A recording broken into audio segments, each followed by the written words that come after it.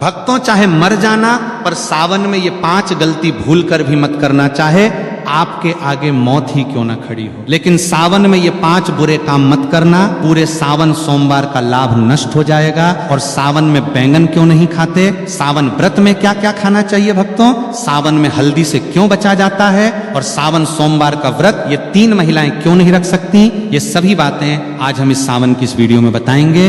लेकिन उससे पहले कमेंट बॉक्स में भगवान शिव जी का जयकारा लगाते हुए हर हर महादेव जरूर लिखें, लाइक जरूर करें। भगवान शिव जी की भक्ति का यह सफर बहुत ही अद्भुत है, इसलिए इस वीडियो को एक पल के लिए भी छोड़कर मत जाना, क्योंकि शास्त्रों में लिखा है कि अधूरी जानकारी हमेशा सर्वनाश का कारण ही बनती है। भक्तों, वर्ष 2026 में सावन का पावन महीना 30 जुलाई दिन गुरुवार से प्रारंभ होकर 28 अगस्त तक रहेगा। ये महीना भगवान शिव जी और माता पार्वती की उपासना के लिए अत्यंत शुभ और मंगलकारी माना जाता है। इस वर्ष सावन के दौरान कुल 4 सोमवार व्रत पड़ रहे हैं, जिनका विशेष धार्मिक महत्व है। पहला सावन सोमवार व्रत 3 अगस्त को मनाया जाएगा, दूसरा सोमवार 10 अगस्त को, तीसरा 17 अगस्त को और सावन का चौथा तथा अंतिम सोमवार व्रत 20 अगस्त को होगा। सावन का समापन 28 अगस्त 2026 को हो रहा है, जो कि रक्षाबंधन का पर्व है। इसी दिन बहनें अपने भाइयों की कलाई पर रक्षा सूत्र यानी राखी बांधकर भाई बहन के अटूट प्रेम और विश्वास के त्योहार को मनाएंगी। सावन का पहला दिन यानी 30 जुलाई भगवान श्री हरि विष्णु की कृपा प्राप्ति के लिए भी बहुत दुर्लभ और शुभ संयोग लेकर आ रहा है। पौराणिक मान्यताओं के अनुसार सावन के पूरे महीने में शिव भक्त शिवलिंग पर जल और बेलपत्र अर्पित करके सुख समृद्धि, सौभाग्य और दीर्घायु का आशीर्वाद प्राप्त करते हैं। ये समय सुहागिन महिलाओं के लिए अखंड सौभाग्य के नियमों का पालन करने और मंगला गौरी व्रत के माध्यम से पति की उन्नति की कामना करने के लिए सबसे बेहतर माना गया है। अतः 30 जुलाई से शुरू होने वाले इस पवित्र माह में श्रद्धा, नियम और पूर्ण सात्विकता के साथ महादेव की शरण में जाकर कोई भी भक्त अपनी हर मनोकामना पूरी कर सकता है। सावन का महीना कोई साधारण महीना नहीं है। ये ब्रह्मांड के रचयिता, पालनकर्ता और संहारक साक्षात देवों के देव महादेव का काल है। हमारे हिंदू पंचांग के अनुसार जब भगवान विष्णु आषाढ़ मास की देवश्रेणी एकादशी को 4 महीनों के लिए योग निद्रा में चले जाते हैं और पाताल लोक की ओर प्रस्थान करते हैं, तब पूरी सृष्टि पर एक पल के लिए अंधकार छाने लगता है। उस समय ब्रह्मांड को विनाश से बचाने के लिए महादेव स्वयं इस सृष्टि का पूरा कार्यभार अपने हाथों में लेते हैं। इस साल सावन की शुरुआत एक बेहद अद्भुत, दुर्लभ और तांत्रिक संयोग के साथ हो रही है। इस बार जितने भी सावन सोमवार PRH रहे हैं, वे सभी अपने आप में तंत्र मंत्र और अघोर शक्तियों को समेटे हुए हैं। शास्त्रों में लिखा है कि सावन के सोमवार का व्रत रखने से इंसान के 7 जन्मों के संचित पाप भस्म हो जाते हैं। जो कुंवारी कन्याएं इस व्रत को रखती हैं तो उनकी कुंडली के सारे ग्रह दोष शांत हो जाते हैं और उन्हें साक्षात शिव जैसा ही वर प्राप्त होता है। जो विवाहित महिलाएं इसे रखती हैं तो उनके सुहाग पर आने वाली अकाल मृत्यु और यमराज की छाया भी दूर भाग जाती है। लेकिन याद रखिए, सावन सोमवार की पूजा जितनी सरल और मनमोहक दिखती है, इसके अदृश्य नियम उतने ही करें खतरनाक और भयानक है।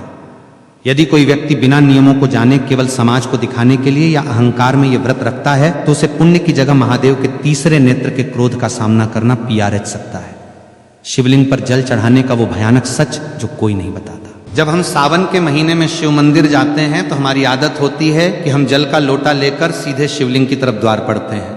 लेकिन यहीं पर लोग अपने जीवन की सबसे बड़ी आत्मघाती और विनाशकारी गलती कर बैठते हैं। बहुत से लोग मंदिर के अंदर बने नल, कुएं या शिवालय के प्रांगण में लगे हुए वाटर फिल्टर से ही जल भर लेते हैं और उसे शिव जी पर चढ़ा देते हैं। शास्त्रों के अनुसार यह घोर अपराध और वर्जित कर्म माना गया है, जिसे पराया जल या चोरी का जल कहा जाता है। मंदिर का जल केवल वहां के पंडित पुजारी या उस प्रांगण में रहने वाले सेवादारों के लिए होता है, क्योंकि वो मंदिर परिसर ही उस पुजारी का घर होता है। यदि आपका घर मंदिर की सीमा से बाहर है तो आपको हमेशा अपने घर की रसोई से, अपने घर के मटके या शुद्ध जल पात्र से तांबे, चांदी या पीतल के लोटे में जल भरकर ही मंदिर जाना चाहिए। इसके पीछे का सबसे बड़ा आध्यात्मिक और वैज्ञानिक रहस्य यह है कि जब आप अपने घर से जल लेकर पैदल या किसी माध्यम से शिव मंदिर की ओर निकलते हैं तो रास्ते भर आपके घर की नकारात्मक ऊर्जा, आपके परिवार की बलाएं, पितरों का कष्ट और आपके शरीर की बीमारियां उस जल के भीतर समाने लगती हैं। वो जल आपके सारे कष्टों को अपने भीतर सोख लेता है। जब आप उस जल को शिवलिंग पर अर्पित करते हैं तो महादेव आपके उन कष्टों को स्वीकार करके उन्हें अपने गले के विष की तरह भस्म कर देते हैं। लेकिन यदि आप मंदिर का ही जल लेकर वहीं चढ़ा देंगे तो आपने अपने घर का कोई कष्ट महादेव को सौंपा ही नहीं। आपकी वो यात्रा अधूरी रह गई और उस पूजा का फल शून्य हो गया। शिवलिंग के गिरते जल के चमत्कारी और डरावने फायदे। शिवलिंग पर जब जल की अखंड धारा गिरती है तो वह शिवलिंग के नीचे बनी जलहरी से होते हुए एक निश्चित दिशा में बह जाती है। शास्त्रों में उस बहते हुए जल को साक्षात अमृत और शिव की अलौकिक ऊर्जा का महापुंज माना गया है। पहला कर नियम यह है कि जब आप जल चढ़ा लें तो उस जलहरी से बाहर बहते हुए जल को कभी भी भूलकर लांघना नहीं चाहिए, क्योंकि वो ऊर्जा इतनी तीव्र और तांत्रिक होती है कि यदि कोई साधारण इंसान उसे लांघता है तो उसके शरीर का चक्र बिगड़ सकता है और उसका मानसिक संतुलन तक हिल सकता है। लेकिन शास्त्र कहते हैं कि उस गिरते हुए जल को किसी मुसाफिर या भक्त को थोड़ा सा अपने पात्र में रोक लेना चाहिए। उस जल को अत्यंत पवित्र और चमत्कारी मानकर अपने घर ले आना चाहिए। यदि आपके घर में किसी छोटे बच्चे को या किसी बड़े बुजुर्ग को बहुत तेज बुखार आ गया हो, जिस पर डॉक्टरों की दवाइयां भी काम करना बंद कर चुकी हो, तो इस दिव्य जल के कुछ छींटे उस बीमार व्यक्ति के ऊपर मार दें या उसे 2 बूंद ये जल पिला दें। आप अपनी आंखों से देखेंगे कि महादेव की कृपा से वो भयंकर और जानलेवा बुखार भी मिनटों में गायब हो जाएगा। इतना ही नहीं, यदि किसी व्यक्ति की आंखों में हमेशा कीचड़ जाता हो या आंखें लाल रहती हो या जलन होती हो या उम्र के साथ आंखों की रोशनी धुंधली पड़ती जा रही हो, तो इस जल को सुबह सुबह अपनी आंखों पर पलकों के पास लगाना शुरू करें। धीरे धीरे आंखों का सारा भयंकर विकार दूर हो जाएगा और आपकी आंखों की रोशनी इतनी तेज होने लगेगी कि बरही से बरही बीमारी महादेव की कृपा से पूरी तरह साफ और चमकदार हो जाएगी। महाउपाय बेल की जरेज का ताबीज, तंत्र काट और खान पान का करहा पहरा। अब हम बात करेंगे कि घर के आंगन में जल छिड़कने का भयंकर तांत्रिक रहस्य शिवलिंग से लाए गए उस बचे हुए जल को केवल पीना ही नहीं है, बल्कि इसका एक ऐसा प्रयोग है जो बड़े बड़े तांत्रिकों के होश उड़ देता है। यदि आप इस जल को अपने घर के आंगन में, घर के चारों कोनों में, तिजोरी के पास और मुख्य द्वार पर छिड़कते हैं तो आपके घर के आसपास मंडराने वाली भयंकर से भयंकर अदृश्य शक्तियां, भूत प्रेत, अतृप्त आत्माएं और नकारात्मक बाधाएं चीखते हुए उस स्थान को हमेशा के लिए छोड़कर भाग जाती हैं। अगर किसी दुष्ट व्यक्ति ने या आपके दुश्मन ने आपके घर पर कोई टोना टोटका, मूठ करनी या तांत्रिक क्रिया की होगी जिसके कारण आपके घर में बीमारियां और कंगाली रहती हैं, तो शिवजी के इस चरणामृत के स्पर्श मात्र से वो तंत्र उसी क्षण उल्टा घूमकर करने वाले पर वार कर देता है। घर की सुख शांति जो सालों से गायब थी वो वापस लौट आएगी और घर में बरकत होने लगेगी।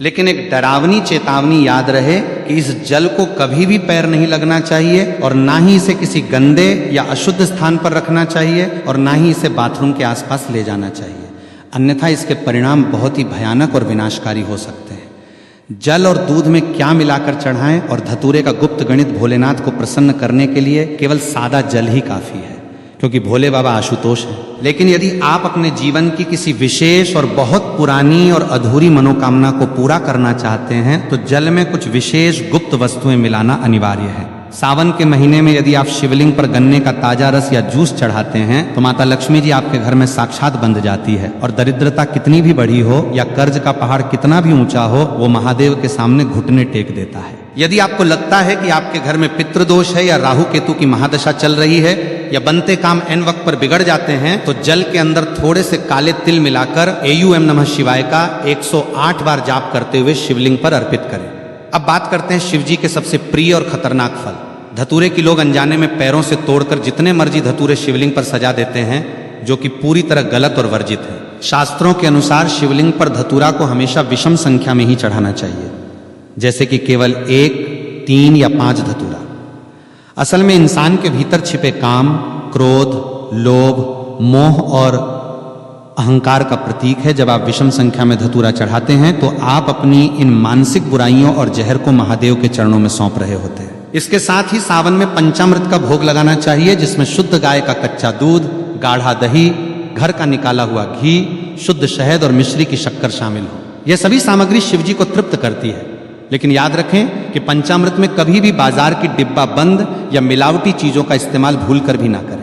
व्रतधारियों के लिए तो दूध पीने की सख्त मनाही का वैज्ञानिक और धार्मिक सच सावन के महीने में व्रत रखने वाले भक्तों को एक ऐसी गुप्त बात का ध्यान रखना चाहिए जो अक्सर लोग अनदेखा कर देते हैं और बाद में पछताते हैं। यदि आपने सावन सोमवार का व्रत रखा है या पूरे सावन के नियम का पालन कर रहे हैं तो आपको भूल कर भी दूध का सेवन नहीं करना चाहिए। इसके 2 बहुत बड़े और ठोस कारण हैं। पहला कारण पूरी तरह धार्मिक है। सावन के महीने में दूध पूरी तरह से भगवान शिव को समर्पित होता है, क्योंकि समुद्र मंथन के समय निकले विष के कारण उनके कंठ में जो भयंकर जलन हो रही थी उसे शांत करने के लिए सभी देवताओं ने उन पर दूध और जल चढ़ाया था। जो चीज सीधे भगवान को अर्पित की जा रही हो उसे व्रतधारी स्वयं ग्रहण नहीं कर सकता, इसे उच्छिष्ट या दोष माना जाता है। दूसरा कारण वैज्ञानिक और डरावना है। सावन में चारों तरफ भारी वर्षा होती है जिससे जमीन पर अजीबोगरीब की माकोरहे फंगस और जहरीली घास उगाती है। जब गाय और भैंस इस घास को चरती हैं तो वो विषैला तत्व उनके दूध में भी आ जाता है। सावन के दिनों में इंसान की जठराग्नि यानी पाचन शक्ति बहुत कमजोर होती है, इसलिए इस समय दूध पीना साक्षात पेट की भयंकर बीमारियों और विष को न्योता देना है। ये दूध केवल छोटे बच्चों, असहाय बुजुर्गों या भयंकर रूप से बीमार लोगों को ही दिया जाना चाहिए, क्योंकि उनके जीवन की रक्षा के लिए शास्त्रों में विशेष छूट है। एक स्वस्थ व्रतधारी अगर सावन में दूध पीता है तो उसका व्रत तत्काल प्रभाव से दूषित और खंडित हो जाता है। कुत्तू के आटे का डरावना सच की है मकोरहे और व्रत टूटने का भय। व्रत के दौरान लोग फलाहार के नाम पर कुत्तू के आटे की पूरियां, पकौड़ियां, पराठे या हलवा भरे चाव से खाते हैं और सोचते हैं कि उन्होंने बहुत पवित्र भोजन किया है। लेकिन क्या आपको पता है कि बाजार में मिलने वाले कुत्तू के आटे में एक ऐसा डरावना रहस्य छिपा है जो आपके व्रत को पूरी तरह नष्ट करके आपको नरक का भागी बना सकता है। कुत्तू का आटा काफी समय पहले पीसकर बोरियों में बंद करके रखा जाता है, जिसके कारण नमी पाकर उसके भीतर बहुत ही बारीक, सूक्ष्म और छोटे छोटे कीड़े मकोड़े पैदा हो जाते हैं, जिन्हें बिना गौर किए नग्न आंखों से देखना नामुमकिन सा होता है। यदि आप बाजार से पैकेट या खुला आटा लाकर बिना उसे अच्छी तरह जांचें और बिना बहुत बारीक छलनी से छाने सीधे तेल में तलकर इस्तेमाल कर लेते हैं तो अन्न जाने में आप उन सैकड़ों जीवित जीवों और कीड़ों को भी पकाकर खा जाते हैं। शास्त्रों में साफ साफ लिखा है कि व्रत के दौरान यदि आपके पेट में एक भी कीड़ा या जीव चला गया तो वो मांस भक्षण यानी मांस खाने के बराबर माना जाएगा। जैसे ही आपने अनजाने में भी उस मांस रूपी की को खाया तो आपका व्रत उसी क्षण पूरी तरह टूट गया और आपको व्रत के पुण्य की जगह जीव हत्या का भयंकर पाप लग गया और आपका मानस पूरी तरह अपवित्र हो गया। इसलिए जब भी कुत्तू के आटे का प्रयोग करें, लेकिन उसे पहले धूप में सुखाएं और बारीक छलनी से 3 बार छानें और पूरी तरह आश्वस्त होने के बाद ही खाएं। व्रत में नमक के नाम पर केवल और केवल शुद्ध सेंधा नमक का ही प्रयोग होना चाहिए। साधारण समुद्री नमक का एक दाना भी व्रत को नष्ट कर देता है। बेल के पैरे की झड़ का ताबीज और अदृश्य शक्तियों का परछाई नाश सावन के महीने में बेल पत्र का महत्व तो बच्चा बच्चा जानता है, लेकिन बेल के पैर की जरज में जो तांत्रिक, सुरक्षात्मक और अलौकिक शक्तियां होती हैं उसके बारे में कोई नहीं बात करता। सावन के किसी भी सोमवार को सुबह सूर्योदय से पहले उठकर स्नान करके बेल के प्राचीन वृक्ष के पास जाएं, वहां धूप दीप जलाकर प्रार्थना करें और उसकी जड़ का एक छोटा सा टुकड़ा कुल्हार ही या लोहे से नहीं बल्कि लकड़ी या हाथ से प्यार से तोड़कर ले आए। उस टुकड़े को गंगाजल और गाय के कच्चे दूध से धोकर पहले शिवलिंग पर स्पर्श कराएं और फिर उसे महादेव का प्रसाद मानकर वापस ले लें। इसके बाद उस चको, चांदी, तांबे या पीतल के किसी ताबीज के अंदर भरकर काले या लाल धागे की मदद से अपने गले में या दाहिनी बाजू पर बांध लें। ये कोई साधारण लकर ही नहीं रह जाती, ये साक्षात महादेव का त्रिशूल और सुरक्षा कवच बन जाती है। इस ताबीज को पहनने के बाद दुनिया का कोई भी ओझा तांत्रिक, कोई भी बुरी नजर, मूठ, भूत, प्रेत, डाकनी, शाकनी या हवा में घूमने वाली नकारात्मक शक्ति आपके आसपास भी नहीं भटक सकती। यदि आपको रात में डरावने सपने आते हैं, अचानक छाती पर वजन महसूस होता है या आपको लगता है कि आपके ऊपर किसी ने कुछ टोना कर दिया है, तो ये JRH उस पूरी बला को अपने भीतर सोख लेगी। इसे पहनने के बाद आपका रुका हुआ कारोबार, आपकी नौकरी और आपका जीवन बहुत तेजी से सफलता की ऊंचाइयों की ओर बढ़ने लगेगा। वैवाहिक जीवन के करे प्रतिबंध वर्जित कर्म और महादेव की परीक्षा के संकेत और पतितप के रिश्ते का वह करवा सच जिससे व्रत सफल या निष्फल होता है, भगवान शिव और माता पार्वती इस पूरी सृष्टि के सबसे पहले, सबसे आदि और सबसे आदर्श पतिपत्नी है। इसलिए सावन के व्रत में पतित के आपसी व्यवहार और मानसिक पवित्रता का बहुत गहरा और सीधा संबंध होता है। जो पतित सावन के महीने में या विशेषकर सोमवार के व्रत के दिन आपस में गाली गलौज करते हैं या एक दूसरे को नीचा दिखाते हैं, ताने मारते हैं या आपस में भयंकर लड़ाई झगड़ा और क्लैश करते हैं, उन्हें सावन का व्रत रखने का कोई अधिकार नहीं है। यदि ऐसी अशांत स्थिति में आप भूखे रहकर व्रत रखते भी हैं तो महादेव आपके उस व्रत को कभी स्वीकार नहीं करते। आपका भूखा रहना केवल एक शारीरिक प्रताड़ना और नाटक बनकर रह जाता है और आपके पुण्य की सारी ऊर्जा उसी क्षण नष्ट हो जाती है। शास्त्रों के अनुसार देवी देवता हमेशा पति के प्रेमपूर्ण जोड़े की सामूहिक, सकारात्मक और ऊर्जा से ही प्रसन्न होते हैं। यदि आपका पति आपसे प्यार से बात करके या आपकी सहमति से आपको खुश रखकर किसी काम के सिलसिले में नौकरी पर या विदेश गया है तो पत्नी घर पर रहकर पूरी निष्ठा से व्रत रख सकती है। लेकिन यदि दोनों के बीच भयंकर क्लेश हुआ है, पत्नी रोते हुए और पति को गाली देते हुए अपने मायके जाकर बैठ गई है और वहां सावन का व्रत रख रही है, तो वो व्रत पूरी तरह निष्फल है। कोर्ट मैरिज और अधूरी शादी वाली महिलाओं के लिए शास्त्रों का करह निषेध आज के आधुनिक और पाश्चात्य युग में बहुत से युवा कोर्ट में जाकर कागजों पर दस्तखत करके शादी कर लेते हैं और समाज में उसे ही अपना पूरा विवाह मान लेते हैं। लेकिन सनातन शास्त्रों, वेदों और हिंदू धर्म के अनुसार कोर्ट मैरिज एक पूरी तरह अधूरा और केवल कानूनी विवाह है। धार्मिक नहीं, जब तक पवित्र अग्नि को साक्षी मानकर वैदिक मंत्रोवार के बीच कन्यादान और 7 फेरे नहीं लिए जाते, तब तक वो विवाह आध्यात्मिक रूप से पूर्ण नहीं माना जाता। शास्त्रों के अनुसार ऐसी अधूरी शादी वाली महिलाओं को सावन का मुख्य और कर व्रत रखने से बचना चाहिए, क्योंकि जब तक विवाह के 7 फेरे पूरे नहीं होते तब तक महिला को अपने पति के आधे पुण्य की प्राप्ति नहीं होती और ना ही वो धार्मिक रूप से अर्धांगिनी कहलाती है। यदि ऐसी महिलाएं व्रत रखना चाहती हैं तो उन्हें पहले विधिवत रूप से भगवान शिव और माता पार्वती जी के सामने 7 फेरे या विवाह की रस्में पूरी करनी चाहिए, तभी उनका व्रत पूर्ण रूप से फलदायी माना जाएगा और उन्हें सौभाग्य की प्राप्ति होगी। कुंवारी कन्याओं और विवाहित महिलाओं के लिए शिवलिंग स्पर्श का रहस्यमय नियम सावन के महीने में कुंवारी कन्याएं मनचाहा और संस्कारी वर पाने के लिए और शादीशुदा महिलाएं अपने पति की लंबी उम्र तथा अखंड सौभाग्य के लिए व्रत रखती हैं। लेकिन यहां भी एक बहुत बड़ा और सख्त नियम है जिसे हर महिला को जानना बेहद जरूरी है। कुंवारी कन्याओं को पूजा करते समय भूलकर भी शिवलिंग का सीधा स्पर्श नहीं करना चाहिए। इसके पीछे का रहस्य बहुत ही गहरा है। शिवलिंग साक्षात महादेव की निराकार, अनंत और अत्यंत तीव्र ऊर्जा का केंद्र है। कुंवारी कन्याओं का शरीर और उनकी आंतरिक ऊर्जा इस तीव्र ब्रह्मांडीय प्रभाव को सीधे संभालने के लिए तैयार नहीं होती, जिससे उनके जीवन में अनजाने में मानसिक अशांति या स्वास्थ्य संबंधी समस्याएं आ सकती हैं। कुंवारी कन्याओं को हमेशा माता पार्वती की मूर्ति या शिवलिंग के नीचे बनी जलहरी का स्पर्श करना चाहिए और दूर से ही जल अर्पित करना चाहिए। इसके विपरीत जो महिलाएं विवाहित हैं, जिनका वैदिक विवाह पूर्ण हो चुका है, वे शिवलिंग का स्पर्श कर सकती हैं, उसे अपनी उंगलियों से चंदन भी लगा सकती हैं और उसकी अच्छे से सेवा कर सकती हैं। इन नियमों का पालन न करने से पुण्य की जगह दोष लग जाता है। सावन में मिलने वाले वो डरावने संकेत जो बताते हैं कि महादेव आपसे प्रसन्न हैं, जब आप पूरी निष्ठा कर नियमों और शुद्ध अंतःकरण के साथ सावन का व्रत रखते हैं तो महादेव आपकी परीक्षा भी लेते हैं और साथ ही साथ आपको कुछ ऐसे दिव्य और अलौकिक संकेत देते हैं जिन्हें देखकर कोई भी साधारण इंसान डर के मारे कांप उठेगा। यदि सावन के महीने में अचानक आपके घर के भीतर बेडरूम में या आंगन में कोई चमकीला काला नाग दिखाई दे या नाग नागिन का जोरा मस्ती करता हुआ दिखे तो घबराकर चीखे मत, भागे मत और ना ही किसी लाठी से उसे कोई नुकसान पहुंचाए।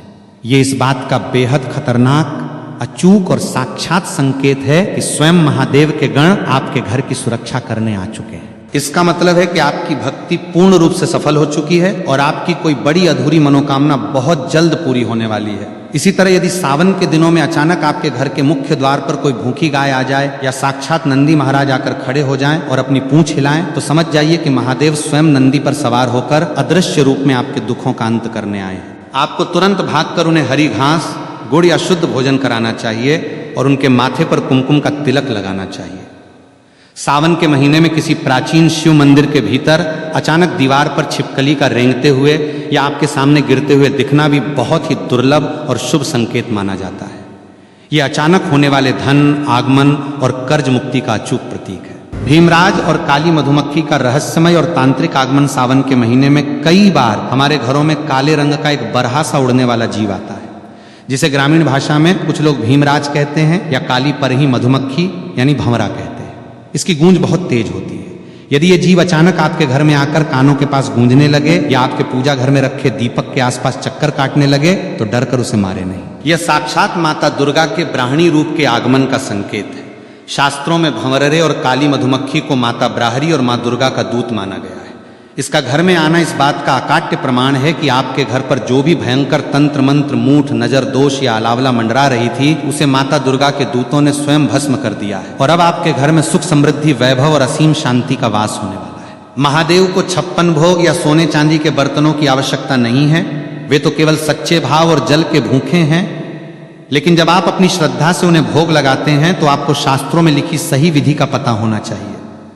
सावन में शिवजी को कभी भी बाजार की मिलावटी, केमिकल युक्त या खोए की कृत्रिम मिठाइयों का भोग न लगाएं। यदि आप बर्फी का भोग लगाना चाहते हैं तो वो घर पर शुद्ध दूध से बनी खोए की होनी चाहिए और भूलकर भी उसमें चांदी का वर्क नहीं लगा होना चाहिए, क्योंकि चांदी का वर्क बनाने की प्रक्रिया में कई बार अशुद्ध और वर्जित चीजों का प्रयोग होता है जो महादेव को क्रोधित कर सकता है। शिवजी को दही का भोग लगाना अत्यंत शुभ माना गया है। खासकर सावन के तपते और उमस भरे मौसम में दही पूरी तरह से ताजा होना चाहिए। खट्टा खमीर उठा हुआ या बासी दही शिवलिंग पर चढ़ाने से घर में क्लेश और बीमारियां बढ़ती हैं। पंचामृत बनाते समय दूध, दही, घी, शहद और मिश्री को एक निश्चित पवित्र अनुपात में मिलाएं और उसे तांबे के बर्तन में कभी न रखें। तांबे के पात्र में दूध या दही रखने से रासायनिक प्रतिक्रिया होती है और वह पंचामृत जहर के समान एसिडिक हो जाता है, जिसे शिवलिंग पर चढ़ाना पाप है। पंचामृत के लिए हमेशा पीतल, चांदी, कांसे या मिट्टी के पवित्र पात्र का ही प्रयोग करें। समुद्र मंथन और हल्लाहल विष की वह पौराणिक कथा जिससे कांप उठी थी।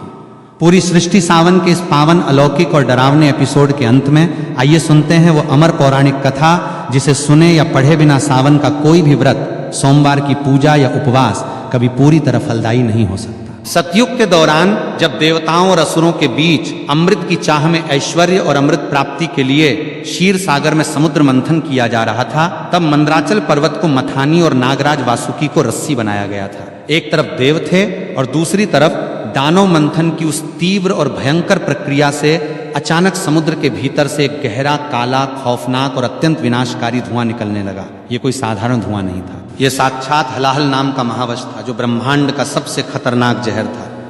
उस विष की गर्मी और जहरीली लपटें इतनी खतरनाक थीं कि तीनों लोकों के प्राणी तरह तरप कर मरने लगे। देवताओं के मुकुट पिघलने लगे, वनस्पति सूखने लगी और असुरों का दम घुटने लगा और पूरी सृष्टि